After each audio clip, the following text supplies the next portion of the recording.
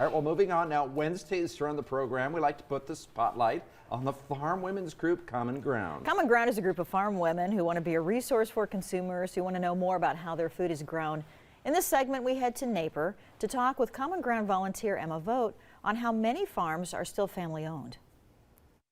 For some, there may be the idea out there that farms today are corporate in nature and not so much family farms anymore. We're going to find out more about this.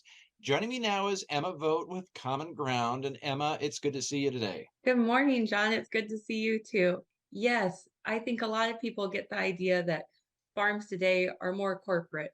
And that's actually not true. 98% of the United States farms are family owned, meaning that the family owns them and still members of the family help run them.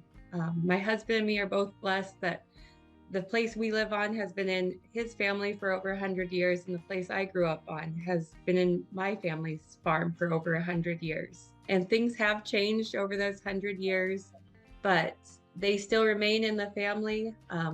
As a family farm, we do everything that we can to give the consumer the best product that they can have, because it comes from our family. The cattle we sell, that's the cow that we're hauled back and we butcher ourselves and use that. Also the corn and hay, everything we raise on that ground is the ground we use for our cattle. The water underneath is the water that we drink.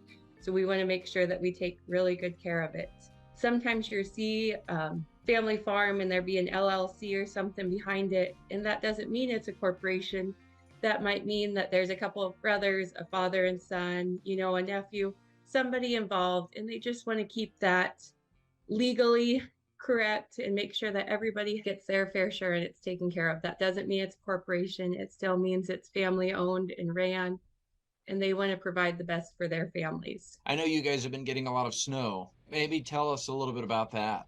Over this last month, I think alone, we've gotten 40 inches of snow. And so that's made our jobs as producers a little bit harder, just in daily life, getting out to our tractors, making sure that everything runs, from the diesel tractors to just getting up the lane to get to our cattle. And I think that's good for consumers to know too, that this time of the year with the kind of snow that you've had does make the job a little more challenging. So, all right, Emma, thank you. And you're coming back with a recipe to share. I am. It's microwave scalloped potatoes and ham. It's one that I grew up with my mom making. It's an easy one.